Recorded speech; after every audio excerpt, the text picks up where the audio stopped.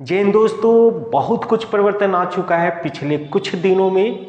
आप देख चुके होंगे कि 21 दिसंबर 2021 को विवाह प्रतिषेध संशोधन विधेयक लोकसभा में पारित हो चुकी है। इसका अर्थ है कि आने वाले दिनों में बेटियों की विवाह की उम्र सीमा 18 वर्ष से बढ़ा करके 21 वर्ष कर दी जाएगी। अभी तक संविधान में 105 संशोधन हो चुके हैं। उन 105 संशोधन में जो सर्वाधिक महत्वपूर्ण संशोधन है हम उस पर बात करेंगे, लेकिन उसके पहले उन सभी श्रेष्ठ प्रतिभाओं को मेरी हार्दिक शुभकामनाएं जिन्होंने 26 दिसंबर को कल बिहार दरोगा के एग्जामिनेशन में न केवल शामिल हुए बल्कि वो पूरी उम्मीद कर रहे हैं कि वो प्री निकालेंगे और उसके बाद मेंस में शामिल होंगे और अंततः खुद की गौरव स्थापित करने में भी कामयाब होंगे। कल आप लोगों ने देखा था कि जो एग्जामिनेशन हुई उस एग्जामिनेशन में कुछ किस्मत का भी साथ मिलना चाहिए था उन बच्चों को जो प्रथम शिफ्ट में शामिल हुए थे, क्योंकि प्रथम शिफ्ट की क्वेश्चन न जाने किस पैटर्न पे आधारित थी कि 70 क्वेश्चन बनाने में भी काफ़ी मुश्किलों का सामना करना पड़ा होगा। सेकंड शिफ्ट काफ़ी आसान रहा। मतलब ये माना जाना चाहिए कि जो बोर्ड क्वेश्चंस को सेलेक्ट करता है कहीं ना कहीं उसके अंदर समझबूझ की कमी रही कि प्रथम शिफ्ट में उन्होंने उन जगहों से क्वेश्चन ढूंढा जिन जगहों पे अधिकांश दारोगा की तैयारी करने वाले बच्चे नहीं पहुंच पाते। फिर भी परिस्थिति जैसी भी हो, जीत ही अंततः आपको सिकंदर बनाएगी।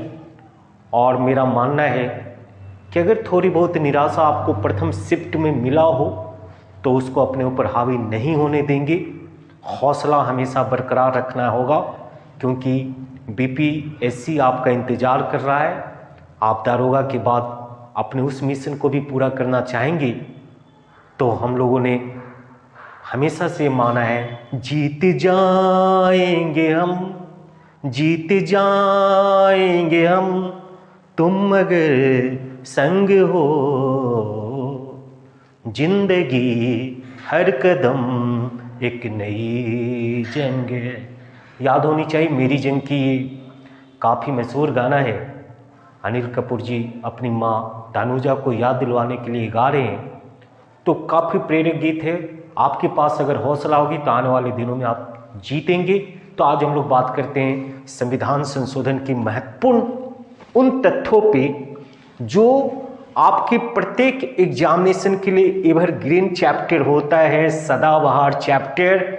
कोई ऐसी आज तक एग्जामिनेशन नहीं हुई जिस एग्जामिनेशन में इस चैप्टर से 1, 2 या 3 क्वेश्चन नहीं पूछे जाते हों। अब तो आपने देखा भी कि विवाह प्रतिषेध संशोधन विधेयक भी पेश हो चुकी है, जो कि आने वाले दिनों में किसी न किसी संशोधन के अंतर्गत आप तक पहुंच जाएगा कि बेटियों की विवाह की उम्र 21 वर्ष हो गई। तो आज हम बात करेंगे भारतीय संविधान में 105 संशोधन के ऊपर, जिसमें से 25 या 30 काफ़ी महत्वपूर्ण है, जिसकी चर्चा आप तक की जाएगी। आप याद रखिए कि ये जो संशोधन की प्रक्रिया होती है वो संविधान के भाग 20 में इसका उल्लेख है, अनुच्छेद 368 के अंतर्गत। आप ये भी जानते हैं कि ये संविधान संशोधन की प्रक्रिया जो है वह साउथ अफ्रीका के संविधान से ली गई है। आप ये भी जानते हैं कि विधेयक जो होती है, संशोधन विधेयक जो होती है वो संसद के किसी भी सदन में पेश किया जा सकता है, पहली महत्वपूर्ण पॉइंट।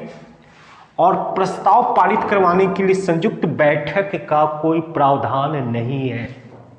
आप ये भी देखेंगे कि सदन में संशोधन प्रस्ताव जो होती है वो विधेयक के नाम से आती है, और जब राष्ट्रपति उस पर सिग्नेचर कर देते हैं तो वही विधेयक अंततः अधिनियम के रूप में परिणत हो जाता है। आप जानते होंगे कि हमारी देश की संविधान में जितनी भी संशोधन होती है वो 3 प्रोसेस के माध्यम से, कुछ विधेयक साधारण बहुमत से पारित हो जाती है, कुछ विधेयकों को पारित करने के लिए संसद में उपस्थित सदस्यों का 2/3 बहुमत की आवश्यकता होती है, अब कुछ ऐसे विधेयक होते हैं जिसको पारित करवाने के लिए न केवल संसद के सदन में 2/3 बहुमत, बल्कि भारत के विभिन्न राज्यों के विधानसभा से भी उसको पारित करवाया जाना आवश्यक होता है। कम से कम आपको आधे से अधिक राज्यों की विधानसभा के द्वारा उसकी स्वीकृति जब मिल पाती है, तब अंततः राष्ट्रपति की सहमति के उपरांत ही वो विधेयक अधिनियम के रूप में परिणत हो पाता है। तो इस प्रकार से भारत में संविधान संशोधन के लिए आपको 3 आवश्यक प्रोसेस पूरा किया जाता है। 3 प्रोसेस के माध्यम से अलग अलग विधेयक के लिए अलग अलग प्रोसेस होती है। साधारण बहुमत, विशेष बहुमत तथा तीसरा जो है विशेष बहुमत और आधे से अधिक राज्यों के विधानसभा के सदस्यों के सहमति के उपरांत। आप याद करेंगे साधारण बहुमत से देखेंगे कि नए राज्यों का निर्माण, नए राज्य क्षेत्र की सीमा, उसका नाम में परिवर्तन, ये कुछ ऐसे पॉइंट्स है जो साधारण बहुमत से भी इसके पक्ष में संशोधन किए जा सकते हैं। विशेष बहुमत से आप जानते हैं कि न्यायपालिका तथा राज्यों के अधिकारों को छोड़ करके संविधान के अन्य सभी व्यवस्थाओं में संशोधन किया जा सकता है 2/3 बहुमत के उपरांत। और तीसरी जो होती है कि संसद का विशेष बहुमत और राज्यों के विधान जो सभा है उन विधानसभाओं में से आधे से ज़्यादा विधानसभाओं के समर्थन के उपरांत ही राष्ट्रपति की कार्य शक्तियाँ, इसमें किसी प्रकार की संशोधन हो सकती है। संघीय न्यायपालिका में किसी प्रकार की संशोधन हो सकती है। संघ एवं राज्यों के संबंध में किसी प्रकार का संशोधन हो सकता है। यह जो संशोधन की प्रक्रियाएं होती है संविधान में, उसमें भी संशोधन तभी होगा जब संसद के विशेष बहुमत और राज्यों के विधानसभा के आधे से ज़्यादा सहमति होने के उपरांत ही। तो इस पॉइंट को याद रखिएगा आप कि संविधान में संशोधन के लिए आपको विभिन्न प्रोसेस पूरे करने होते हैं। विशेष परिस्थितियों के लिए विशेष प्रोसेस होता है। संसद में ही संशोधन प्रस्ताव पेश किया जाता है और संसद के किसी भी सदन में संशोधन प्रस्ताव पेश की जाती है और इसके लिए संसद की संयुक्त बैठक आयोजित नहीं हो सकती है। अब आप देखो कि 105 संशोधन अभी तक हो चुके हैं भारतीय संविधान में और 105 में जो सबसे नवीनतम 105वां है, आपको याद होगा कि वे राज्यों को भी ओबीसी आयोग गठित करने का अधिकार जिससे संशोधन के अंतर्गत प्राप्त हो जाती है, वो आपका 105वें नंबर संशोधन है जिसको आपको याद रखना होगा। प्रथम संशोधन 1951 ईस्वी में आती है जिसके अंतर्गत 9वीं अनुसूची को भारतीय संविधान में जोड़ा गया है। और आप ये जानते हैं कि प्रथम संशोधन जो है वह देश की आज़ादी के बाद 1951 ईस्वी में अगर की गई थी तो इस संशोधन के उपरांत संविधान में 9वीं अनुसूची जोड़ करके सरकार को ये अधिकार प्राप्त हो पाई कि वो जो विवादी जो आपकी भूमि अधिग्रहण की बात हो या उन संपत्तियों को अधिग्रहण करने की शक्ति उनको प्राप्त हो जाती है जो बेनामी संपत्तियां थी जिसका मालिकाना हक किसी के पास नहीं था। ये प्रथम संशोधन 1951 ईस्वी में। 7वीं संशोधन काफ़ी महत्वपूर्ण है जो 1956 ईस्वी में होता है और इस संशोधन के उपरांत राज्यों का पुनर्गठन किया जाता है और राज्यों के पुनर्गठन आयोग की अध्यक्षता फजल अली के द्वारा की गई थी कि एम पनिक्कर उसमें सदस्य के रूप में शामिल थे।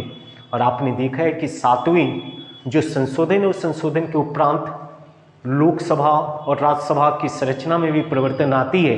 1950 ईस्वी में जब संविधान लागू हुआ था तो उस समय लोकसभा में सदस्यों की संख्या मात्र 500 थी, लेकिन 7वें संशोधन के उपरांत लोकसभा में सदस्यों की संख्या 500 से बढ़ाकर के 525 कर दी गई थी।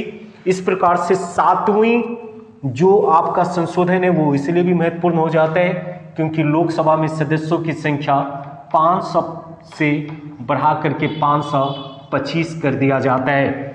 और 21वां संशोधन काफी महत्वपूर्ण होती है 1967 ईस्वी में। आपको याद होनी चाहिए कि जब मूल संविधान लिखी गई थी, उस मूल संविधान की जो 8वीं अनुसूची है, उस अनुसूची में भाषाओं की संख्या मात्र 14 जो मान्यता संवैधानिक भाषाएं थी, संविधान प्रदत्त जो यानी संविधान से मान्यता प्राप्त भाषाओं की संख्या 14 थी। लेकिन 1967 ईस्वी में आप देखोगे कि किस प्रकार से जो एकमात्र भाषा के रूप में शामिल किया जाता है, यानी 15वीं भाषा के रूप में शामिल कर दी जाती है सिंधी को। तो इस प्रकार से हम लोग देखेंगे और उसके बाद देखने की कोशिश करेंगे। तो अभी तक हम लोग संविधान संशोधन में जिन चीज़ों को जान चुके हैं वो इस प्रकार से है कि सबसे नवीनतम संविधान संशोधन बेटियों की विवाह की उम्र को बढ़ाने के लिए की गई है। अभी वो संशोधन नहीं हो पाया है, अभी विधेयक के रूप में लोकसभा में 21 दिसंबर को पारित हो चुकी है। आने वाले दिनों में हम लोग किसी 106वें संशोधन के रूप में देख पाएंगे कि बेटियों की विवाह की उम्र जो है 21 वर्ष कर दी गई। अभी तक 105 संशोधन हो चुके हैं। प्रथम संशोधन 1951 ईस्वी में, जिसके अंतर्गत आपको 9वीं अनुसूची जोड़ी गई। आपने देखा 7वीं संशोधन 1956 ईस्वी में, और फिर हम लोगों ने बात किया आपसे 21वां संविधान संशोधन 1969 ईस्वी में। 1969 ईस्वी के उस संशोधन में आपने देखा होगा कि 8वीं अनुसूची में जो भाषाओं की संख्या पूर्व से 14 थी, सिंधी को शामिल कर देने के कारण भाषाओं की संख्या 15 हो चुकी है। अब कुछ और महत्वपूर्ण संशोधन पे बात करें हम लोग। 31वां संविधान संशोधन जो कि 1973 ईस्वी में आई थी, इस संशोधन के अंतर्गत लोकसभा में सदस्यों की संख्या 525 से बढ़ाकर के 545 कर दिया गया था। आप सबको मालूम होगा कि लोकसभा में 545 सदस्य थे, अब वो 543 रह गई है। हम लोग देखेंगे कि किस प्रकार से संविधान का 104 नंबर की जो संशोधन है, उसके तहत एंग्लो इंडियन को जो मनोनयन का अधिकार था वह समाप्त हो गई है। तो अब 2020 से लोकसभा में अधिकतम सदस्यों की संख्या मात्र 543 ही है। इस पर हम लोग बात करेंगे। 31वां संशोधन, लोकसभा में सदस्यों की संख्या 525 से 545। 36वां संशोधन 1975 में काफ़ी महत्वपूर्ण हो जाता है।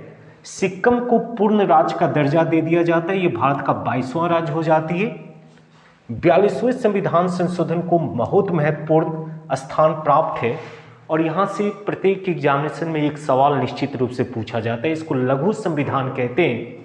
आप सुन रखे होंगे कि 1976 ईस्वी में भारत में आपातकाल की स्थिति थी, इसलिए इंदिरा गांधी जी ने कुछ ऐसे सरकार के फेवर में आने वाले नियमों को 42वें संशोधन के अंतर्गत मान्यता दिलवाने की कोशिश की थी, जिसके अंतर्गत उन्होंने लोकसभा और विधानसभा के कार्यकाल को 5 वर्ष से बढ़ा करके 6 वर्ष कर दी थी। उन्होंने राष्ट्रपति के पास सरकार के पुनः विचार के लिए प्रस्ताव को भेजे जाने का अधिकार समाप्त कर दिया था। आप ये भी देखेंगे कि 42वें संविधान संशोधन के अंतर्गत जो आपका शिक्षा है, वन प्राणी है, जो कि पूर्व में राज्य सूची का विषय था, उसको संवर्धित सूची के विषय में शामिल कर दिया गया था। आप देखेंगे कि स्वर्ण सिंह समिति आयोग की अनुशंसा पर ही इन सभी मूल विशेषताओं को शामिल की गई थी। यानी 42वें संविधान संशोधन आपकी स्वर्ण सिंह समिति के द्वारा किए गए अनुशंसा पर आधारित रही थी। उसमें आपका सर्वाधिक महत्वपूर्ण हो जाती है मूल कर्तव्य, क्योंकि इस संविधान में शामिल की गई थी अनुच्छेद 51 क्लोज क के अंतर्गत। और आपको ये भी याद होना चाहिए कि प्रस्तावना में पहली बार और एकमात्र बार संशोधन भी हुआ है 1976 ईस्वी में, जब प्रस्तावना में समाजवादी, पंथ निरपेक्ष और अखंडता शब्द जोड़ी गई थी। तो ये अति विशिष्ट हो जाती है 42वां संविधान संशोधन, इसको याद रखेंगे आप। और 44वें संशोधन में जिन नियमों को 42वें संविधान संशोधन में लागू किया गया था संशोधन के उपरांत उसको बदल दिया गया। जैसे कि विधानसभा और लोकसभा में कार्यकाल 6 वर्ष कर दी गई थी, पुनः 44वें संशोधन के अंतर्गत विधानसभा और लोकसभा की कार्यकाल 5 वर्ष कर दी गई। यहाँ जो राष्ट्रपति के पास पुनः विचार की कोई अधिकार नहीं रह पाया था 42वें संशोधन के कारण, 44वें संशोधन में उसको पुनः बहाल कर दी जाती है। सरकार के पास एक बार किसी भी प्रस्ताव को विचार के लिए राष्ट्रपति भेज पाते हैं। आपको याद होना चाहिए कि 44वें संशोधन के अंतर्गत जो संपत्ति का अधिकार था, जो मूल अधिकार के रूप में शामिल थी भारतीय संविधान में, उसको केवल कानूनी अधिकार के रूप में मान्यता रखी गई अनुच्छेद 300 क्लोज क के तहत। ये काफ़ी महत्वपूर्ण हो जाता है कि किस संविधान संशोधन के उपरांत संपत्ति के अधिकार को मूल अधिकार से हटा करके कानूनी अधिकार के रूप में शामिल की गई थी अनुच्छेद 300 क के तहत। तो वो था संविधान संशोधन 44। उसके बाद आपको याद होना चाहिए 52 नंबर जो संशोधन है, 52वां संशोधन काफ़ी महत्वपूर्ण है, क्योंकि 52वें संशोधन के उपरांत ही दल बदल कानून को लागू किया गया था भारतीय संविधान में 1985 ईस्वी में, और इसके लिए 10वीं अनुसूची जोड़ी गई। आपको याद होना चाहिए कि आपके मूल संविधान में मात्र 8 अनुसूची थी। 9वीं अनुसूची को प्रथम संविधान संशोधन के उपरांत और 10वीं अनुसूची को 52वें संविधान संशोधन के उपरांत जोड़ा गया है भारतीय संविधान में। अब दल बदल कानून, दल बदल 2/3 सदस्य अगर एक साथ दल को नहीं बदलते हैं तो उनकी कानूनी मान्यता रद्द कर देने की व्यवस्था आपके इस दल बदल कानून के अंतर्गत किया गया था। तो ये 10वीं अनुसूची में शामिल है और 52वां संविधान संशोधन भी काफ़ी महत्वपूर्ण हो जाती है। 61वां संविधान संशोधन काफ़ी महत्वपूर्ण है, याद रखने वाली चीज़ है। आपको याद होना चाहिए जिस देश में पूर्व में 21 वर्ष से आपके वयस्क मताधिकार का उम्र सीमा होती थी, उसको घटा करके 18 वर्ष कर दी गई। कमाल की बात है कि हमारे यहाँ वोट देने का अधिकार 18 वर्ष में की गई है, लेकिन बेटियों की विवाह की उम्र बढ़ा करके 21 वर्ष की जा रही है। तो जब इंसान 18 वर्ष में वयस्क हो जाता है तो उसको स्वयं विवेक पे सारे निर्णयों का अधिकार हो जाना चाहिए। लेकिन हमको याद होनी चाहिए कि किस संविधान संशोधन में वयस्क मताधिकार की आयु सीमा 21 वर्ष से घटा करके 18 वर्ष कर दी गई थी।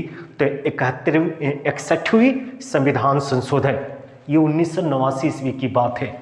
उसके बाद आपको याद होना चाहिए 69वां संविधान संशोधन भी काफ़ी महत्वपूर्ण हो जाता है, जो 1991 ईस्वी में लागू की गई थी। इसके तहत दिल्ली को राष्ट्रीय राजधानी क्षेत्र घोषित कर दी जाती है और इसके तहत दिल्ली और पुडुचेरी को विधानसभा गठित करने का अधिकार दे दिया जाता है। ये काफ़ी महत्वपूर्ण हो जाती है 69 नंबर संशोधन, जिसके तहत दिल्ली को केंद्र शासित प्रदेश के रूप में घोषित किया जाता है। राष्ट्रीय राजधानी क्षेत्र, एक केंद्र शासित प्रदेश को राष्ट्रीय राजधानी क्षेत्र घोषित किया जाना तथा दिल्ली और पुडुचेरी को विधानसभा गठित करने का अधिकार प्राप्त हो जाना 69 नंबर संशोधन।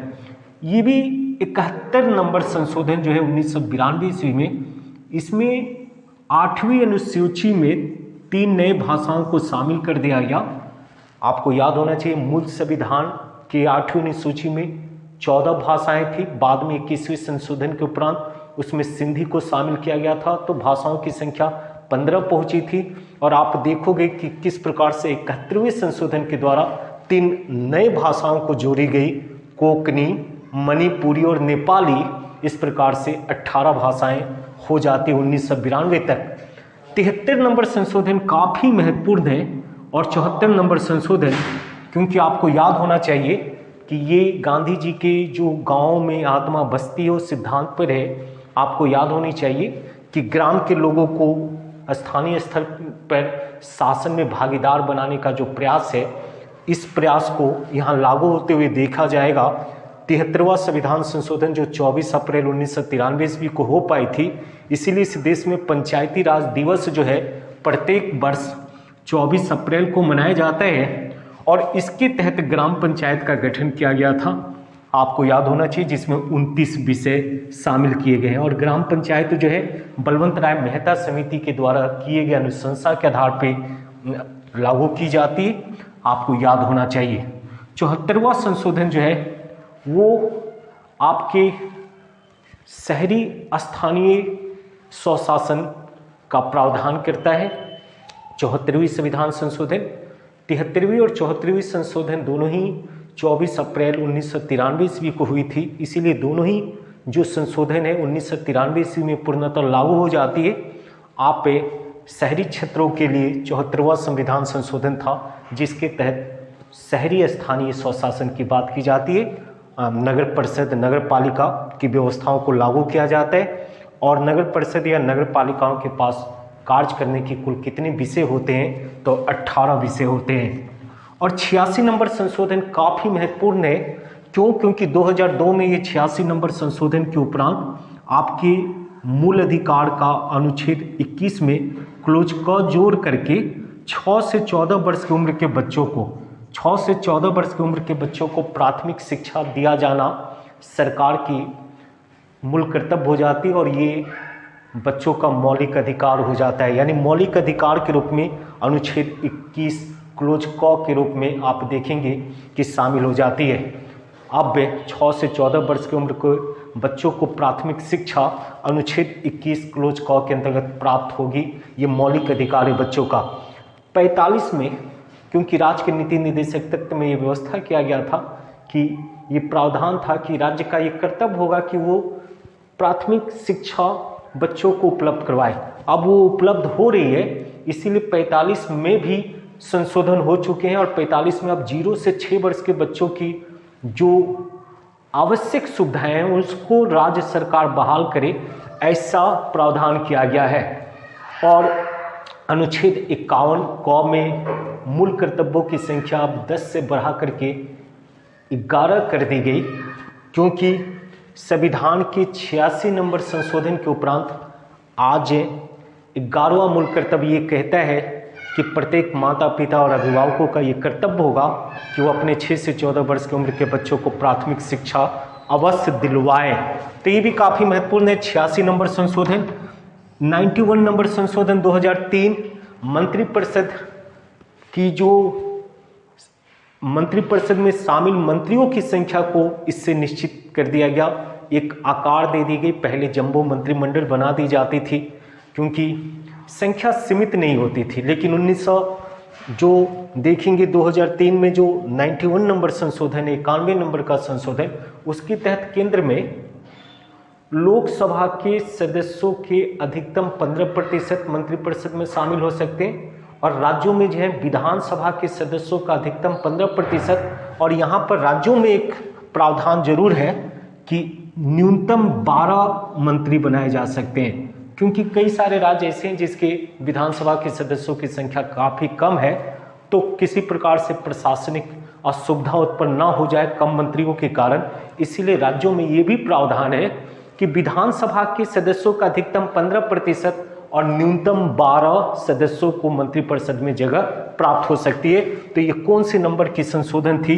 91 नंबर संशोधन। और 92 नंबर संशोधन पुनः जो 8वीं अनुसूची में आज भाषाओं की संख्या 22 हो चुकी है, डोगरी, मैथिली, बोडो और संथाली, इन 4 नए भाषाओं को शामिल करके। आपको ये भी याद रखना होगा कि बिहार की एकमात्र भाषा आपकी संथाली है, जिसको 8वीं अनुसूची में जगह प्राप्त है। अंगिका हो, मगही हो, हमारा भोजपुरी हो, इन भाषाओं को अभी तक 8वीं अनुसूची में जगह नहीं प्राप्त हुई है, जो शर्मनाक विषय है हम भोजपुरी वासियों के लिए, और अंगिका और अन्य लोगों के लिए भी शायद ऐसा ही हो सकता है। तो हम लोग बात करेंगे इससे भी आगे।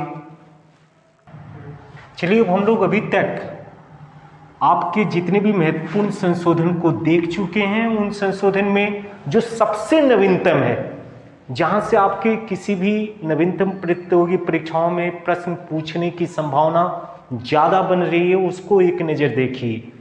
आप 100 नंबर संशोधन 2016 में लागू की गई ये संशोधन हुआ था और ये भारत बांग्लादेश के बीच सीमा भूमि हस्तांतरण है, यानी कि भारत और बांग्लादेश की सीमा को छूने वाली जो जमीन है उसको बांग्लादेश को हस्तांतरित किया है भारत ने।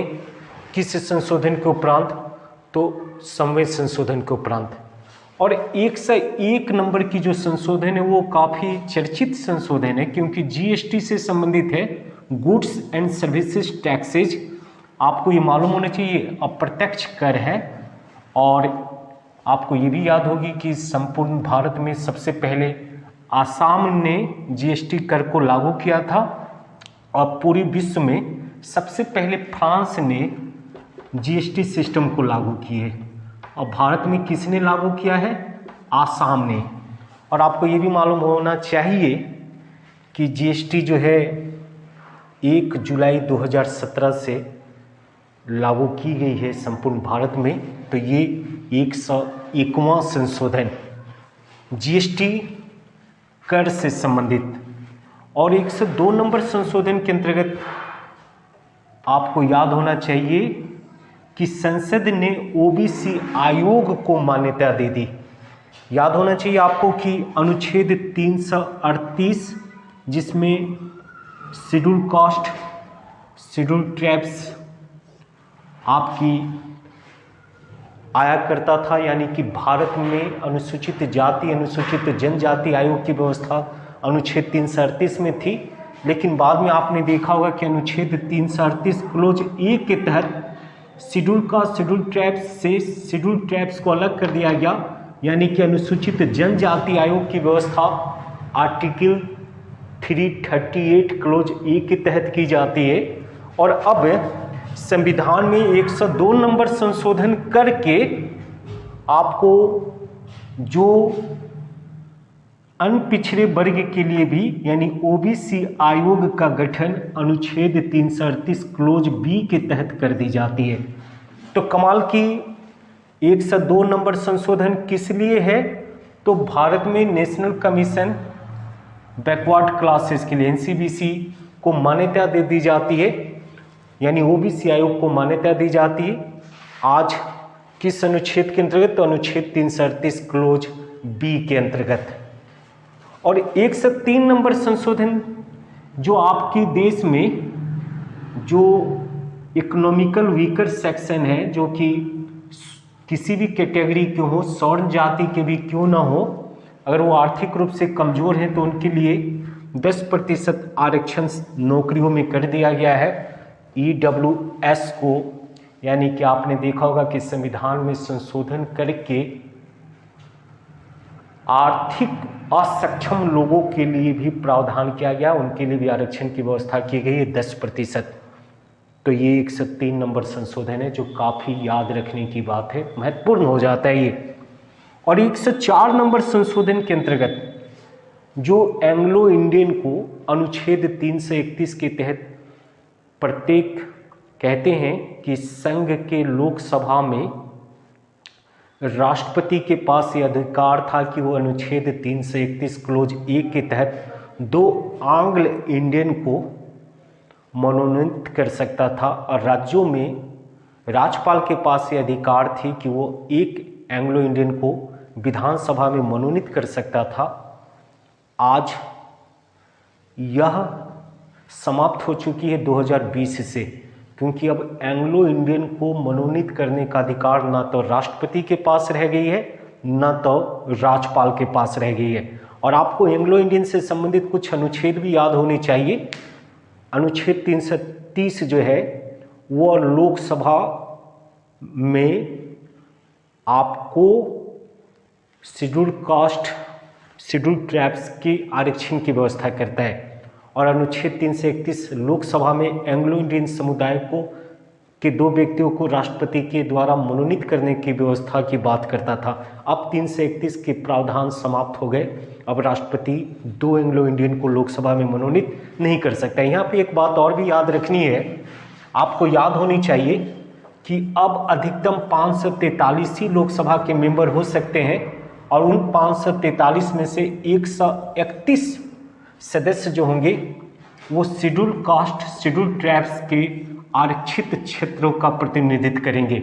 यानी कि 543 में 131 सीटें जो हैं वर्तमान में शेड्यूल कास्ट और शेड्यूल ट्राइब्स के लिए आरक्षित है।